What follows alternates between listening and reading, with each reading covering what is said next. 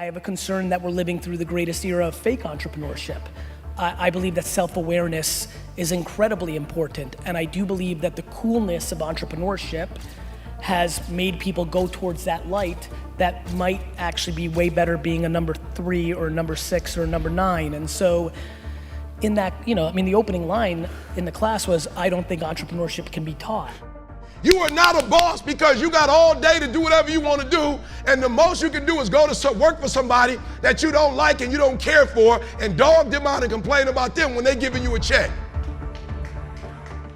They guaranteeing you a check, they making sure you got health care, and you dogging them out. If you don't like what they doing, why are you still there? Go get your own job. They weren't the only ones that was blessed and that was fruitful and that could multiply and that could subdue the earth and have dominion. They're not the only ones. You can do it too, but your problem is you're not a 1%er because you don't live like a 1%er. I think of entrepreneurship so much more similarly to sports. I could be better at basketball, right? I could play every day. I could, work on my left hand. I could, do things that I would be substantially better in a year and a half. I just never had a shot of going to the league. And I think that there's a big difference between being an entrepreneur and being a successful entrepreneur. You don't need a loan. You cannot borrow yourself out of debt. What you need is income. What you need is income streams. And what you need to do is go back and find your gift, because in your gift is revenue streams. When you were born, you were given a gift, and inside that gift is the revenue streams. I'm gonna say it again, y'all quiet. Y'all looking for jobs. Your job is inside. I don't have to look for money. I'm an ATM machine. I was blessed. I'm fruitful. I'm an ATM machine. I have the ability to make money just from my gift. One-dimensional players, no disrespect, one-dimensional players aren't in the league. One-dimensional players ain't in the league. What made Michael Jordan is he could put up 30 and he could shut your butt down.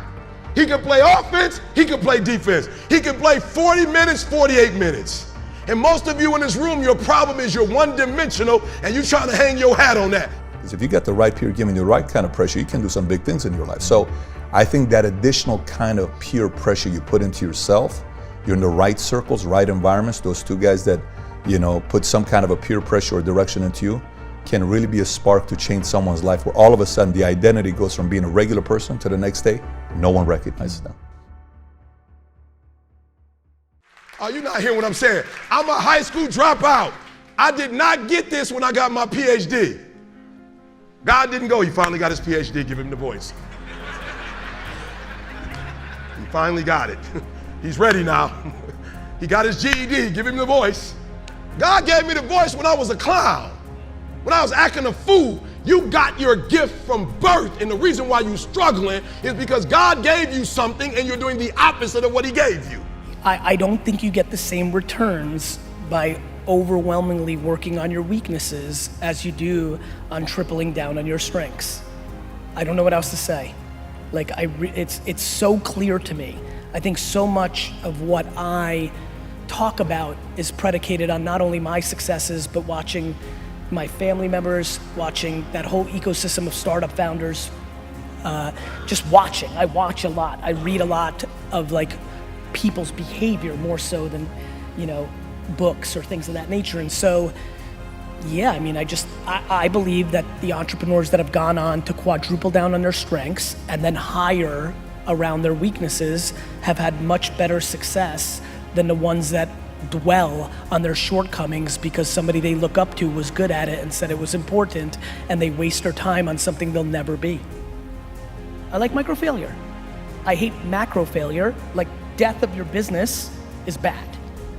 But to me, what's funny? I'll use a boxing analogy. My favorite boxing, I watch a lot of boxing. I think boxing is a very interesting, and I'm super into mixed martial arts, but I grew up on boxing. I understand it better. And I like watching it because there's so many things that happen in boxing. First of all, what I love about boxing is there's nowhere to hide. You know, like it's super interesting, right? There's nowhere to hide. Number two, there's a scenario in boxing that I love the most. For some reason, there's nothing more interesting to me than watching somebody get knocked down in the first round and then go on to win the fight easily. It's an interesting psyche, right? And I like that, and this is what I'm thinking about it, which is like, here's what's bad in boxing and in business. Going into a fight, getting knocked the fuck out in the first round and losing the match. Bad. Getting knocked down and then having the adversity to readjust to what you got caught on and navigating it to easily win a fight is remarkable. That's how I think about entrepreneurship. The reason so many people struggle with entrepreneurship is you have micro failures almost daily, and they're very in your face. You can't hide. And I like that. I like failure because I think I deserve it. I hate when people don't respect the game. When I fail, it means I f***ed up. And I like that because I think people get audacious. My number one thing that I hate about capitalism is that people use it and they love it and they're big capitalists and they love open market and competition and all that, and then they become 73 and they try to use all their money to protect their money. They're not willing to let a young lion eat them the way they ate somebody else. I hate when they try to manipulate it. That's what I love about sports. What I love about sports is when you're 36 and you were once the best player in the league, but now you're getting a little bit older and your body breaks down, you are forced to retire. The one thing that entrepreneurship and capitalism has to adjust to is once you get old and you're tired and you want to be on a yacht instead of working your shit, you should lose some money because you're losing. So identity is you asking the questions until eventually you get to a point that you get to the deeper part of who do you want to be? What life do you want to live? And why do you want to live this life? Why is it important to you? Why is it worth you putting through all these hours? Why would you want to do that? That's transition when you go through it. And then the pressure part, when you said, here's who I'm going to be, where you declare your intentions to the world.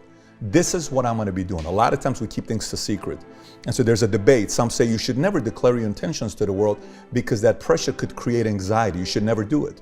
You know, like Babe Ruth pointed a finger and I'm going to hit a home run. What if you don't hit it? What if you fail? You know, what if you say, Michael Jordan says, the Bulls never losing game 7. You should never say that because there's too much pressure on the players. Or then the other side say, well, you should put the pressure on yourself because your teammates play better because it's not on them, it's on you. And the leader does that. To me, I think declaring intention serves a purpose. I think when you go out there and you say, this is what I'm going to be doing, this is where I'm going to be at, you officially have the world holding you accountable. That pressure could be good pressure to put into your life.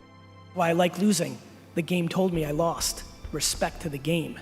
That's why I like playing. I did this when, my friends, I was an entrepreneur when there was no conversation around this. In the 80s and 90s school system and society that I grew up in, I was a failure for making $2,000 a weekend selling baseball cards. Like, I did this when it wasn't cool. I'll do it now while it's cool, and I'll do it again in 15 years when it's not cool again because the economy will collapse and because we don't like to be accountable, we like blaming things, and so we're gonna blame entrepreneurship, not the fact that you weren't self-aware and didn't realize that you weren't a fucking entrepreneur. So for me, the transition for somebody to want to change it and get clarity is actually asking questions. If you don't ask the questions on what you want to do next, the world is going to put you in the box on what you have to do next because they're determining who you need to be. Having all of you judge me as, see, he wasn't as good as you thought, and then rising back like a phoenix and sticking it in your fucking face excites the shit out of me.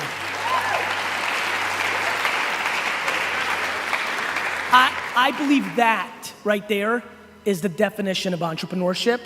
It's when you love your game more than what the game gives you. That's why I like losing. The game told me I lost. Respect to the game. That's why I like playing.